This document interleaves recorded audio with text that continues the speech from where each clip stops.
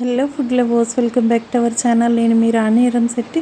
Friends, ఈరోజు recipe వచ్చేసి ధనియాల కారం పొడి అండి. ఈ కారం పొడి అనేది రైస్లోకి చాలా టేస్టీగా ఉంటుంది. ఇడ్లీ దోశలకి కూడా డైలీ మనం టొమాటో చట్నీ, పల్లి కొబ్బరి చట్నీ చేసుకుంటూ ఉంటాం. అలా కాకుండా ఒక్కసారి ఈ కారం పొడిని చేసి పెట్టుకున్నారంటే 1 మంత్ వరకు కూడా చక్కగా వాడుకోవచ్చు. చాలా ఫ్రెష్గా ఉంటుంది.